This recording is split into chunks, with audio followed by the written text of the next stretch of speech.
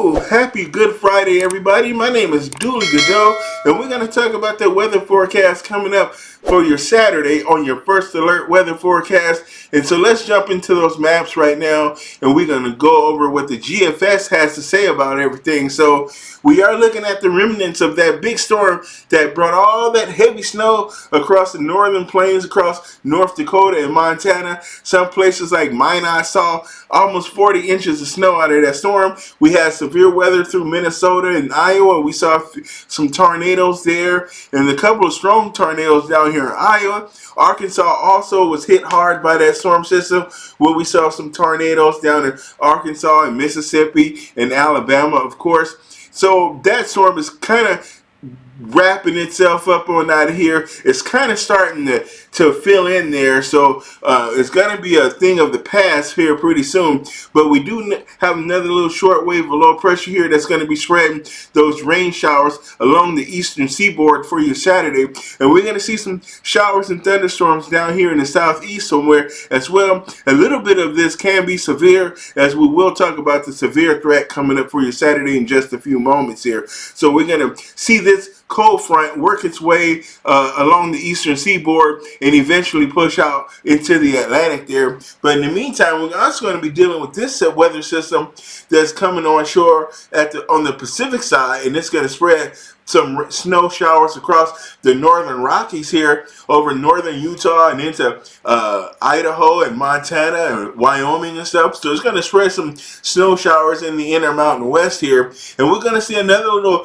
batch of snow develop here across the northern plains. North Dakota once again is going to get hit by some pretty heavy snow showers up there. So you might get another 6 to 8 inches of snow in the northern plains, but certainly not that 36 inches that you got a couple days ago. But you don't need any more snow. It's like, how much can they take at this point? You know, they're getting beat up with this snow, much in the way Arkansas is being hit by that severe weather. So those are the two hot spots in the nation that we want to focus on. Once again, it's the deep south here and the northern plains and the Northern Rockies. At some locations, it's going to get that really heavy snow once again. So let's take a look at our weather fronts and see where our fronts are right now. So we're going to be dealing, we have this guy right here. This is our troublemaker for your Saturday. So he's going to have those showers and thunderstorms along the southeast here, the mid-Atlantic states, as well as into New England. We're going to see those showers. But I don't think you're going to deal with too many thunderstorms in New England.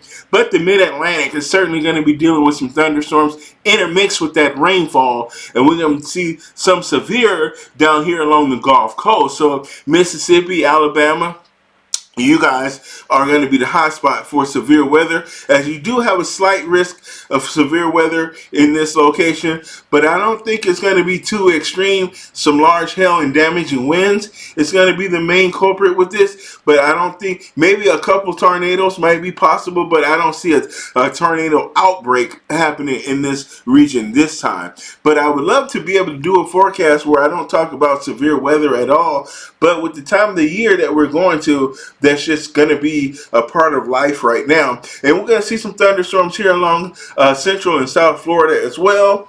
And we got this weather system here along the Intermountain West that's going to be spreading this cold front down the California coastline. And it's going to spread rain along the Pacific coast here. So the Bay Area into Central California, just north of Los Angeles, is going to be seeing some rainfall from this weather system. Unfortunately, I think SoCal is going to miss out on any opportunity of rain from this system, as it's going to live to the northeast and it's going to carry its moisture into southern Canada eventually here in a day or two. So unfortunately, the Southwest is not going to receive any much needed precipitation from this weather system. So here we are with our severe weather outlook for your Saturday as well. That slight risk here along the lower Mississippi Valley. Here we got Mississippi and Alabama, maybe parts of Arkansas, and extreme northeastern Louisiana is going to see some of that risk for severe, that slight risk for severe weather in that area. And again, the main impacts is going to be damaging winds and hail. So I don't think a tornado outbreak is going to be expected at this time, but we do have a marginal risk for severe weather here across the rest of the deep south. So into South Carolina, we got Georgia, North Florida, Mississippi, Alabama here. We got parts of Louisiana, as well as into central Texas is going to see that severe weather possibility taking place. But it's going to be a marginal risk of severe weather in these regions here, but it's going to be isolated. So we're going to have isolated severe weather, large hail, damaging wind is going to main threat. But there's probably, I would think there will be a little bit of a tornado threat down here through central and eastern Texas. That's where, if there was anywhere that I would be concerned about tornadoes, it's going to be that area there. And we're going to see our other trouble spot is going to be here in the Intermountain West, because some of that snow is going to be very convective. So we may see some thunderstorms here, especially as you get into Colorado, southern Utah, and Wyoming, as it's been very dry on that leeward side of the mountains. So if you're east of the mountains, it's very dry, because we know that when storm systems come onshore, most of the moisture actually falls on the western side of the mountains. So folks on the eastern side, the leeward side of the mountains, usually miss out on a lot of precipitation. But it's going to be just enough to spark those thunderstorms, those elevated high altitude thunderstorms that's going to be dry. So much of the moisture is not going to reach the surface. So then what you're going to have is dry lightning. As soon as we've been dealing with those drought conditions in these regions here, extreme drought conditions in some instances, we're going to see that risk there for some fires to start because of that dry lightning striking the ground and maybe lighting some of the grass on fire there in the plains areas of Wyoming and Colorado especially. We may see that potential for those problems there. So that is a look at the severe weather potential across the nation for your Saturday. So now we're going to jump into our regional forecast here, and we're going to start with the Northeast. And in the Northeast, I don't think we're going to be dealing with severe weather at all in this area, but we will be dealing with some rain and wind here along the eastern seaboard. Boston, I think you're going to have a dry day for your Saturday, but that rain will be moving in your direction by Saturday evening and into Sunday. But during the day, you're not going to have to worry about any rainfall as of yet. But we will see more persistent rain here along the inland sections here, especially close to the Canadian border. You're going to be dealing with more persistent rainfall. But again, it's not going to be that heavy, nothing too extreme for those regions there. So let's take a look as we go into the mid-Atlantic states. So let me get out of the way here. So in the mid-Atlantic state, again, we're going to see those scattered showers. Not all of this is going to be rainfall at the same time. It's just going to be some isolated scattered showers out there. Nothing too heavy. Maybe a quarter of an inch or at the most, for the most part, for your Saturday. So we're not going to see too much in the way of heavy rain. There is maybe a few thunderstorms mixed in there as well, as there's just enough instability to just eke out a weak thunderstorm. So you may see a weak thunderstorm or two occasionally mixed in all of this. A little bit heavier precipitation here along the Piedmont of North Carolina. You might see maybe a little bit more showers in your area. Now we're going to dive into the southeast now here. So now that we're in the southeast, this is where we could see that potential for that slight risk of severe weather.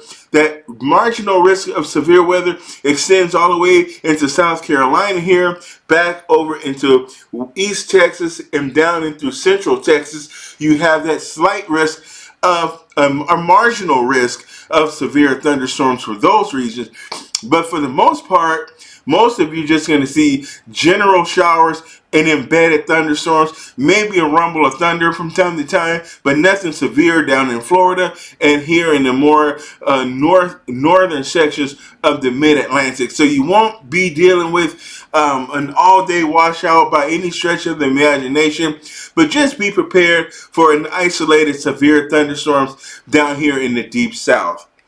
Now we're going to move a little bit up into the mid-Mississippi Valley and the upper Mississippi Valley. And that also includes the Tennessee Valley right in here. So we're going to see those showers. Again, it's part of that frontal boundary that's there along the eastern seaboard. So it's going to spread those showers through here and that severe weather down here across Mississippi and Alabama. That slight risk for severe weather in that section. But you'll be pretty dry here across Indiana and Illinois, maybe most of Missouri, and back over into Kansas and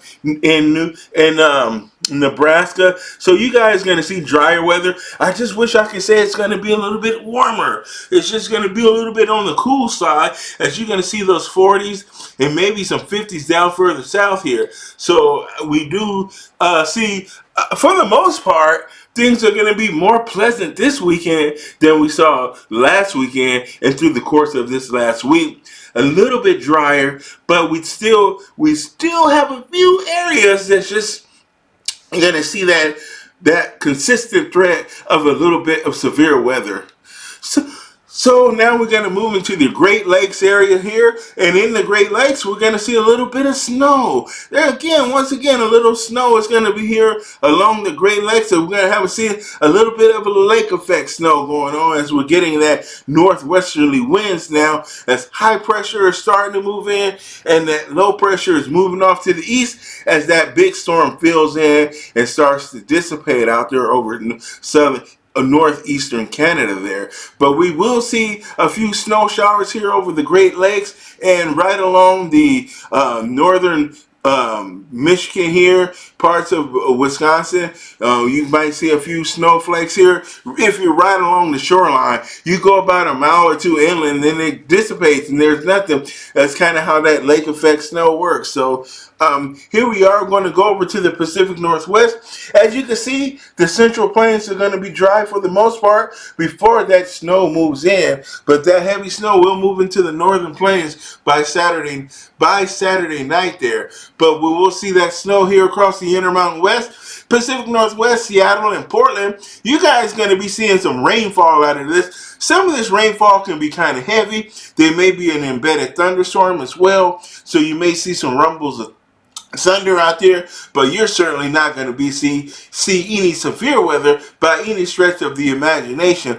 But some of these snow showers can be heavy, and they actually can pack thunder snow. So some of these snow showers here in the Intermountain West can come with some thunder and lightning. So that ought to be really pretty to see. The one thing about seeing thunder snow is that lightning takes on this bright white blue hue to it's really pretty because of that light being diffracted and deflected by that snow. So the light from the lightning strikes interacting with those snowflakes falling gives it a really eerie yet beautiful blue hue to the lightning strike. So it's really an awesome thing to see, even though it's quite rare to see it. But as we move into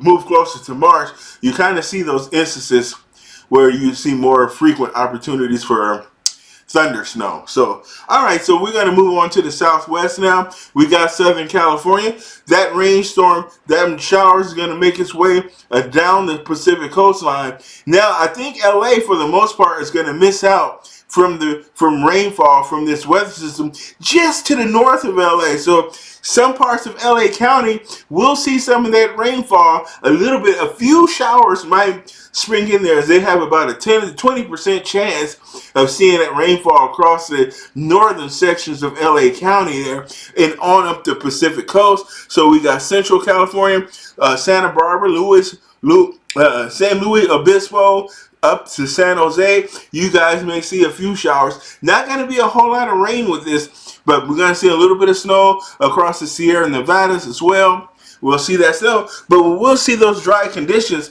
here across the deserts. And we're going to get those strong northeast winds. Those Santa Ana winds are going to be blowing across the deserts. May heat things up a little bit as we get a little bit of compressional heating with those winds. So we're going to see those 80s start to pop up here out in the deserts of Southern California and Southern Arizona there, Phoenix and Tucson. It's going to see those temperatures approach the mid 80s as well, maybe in Palm Springs, California.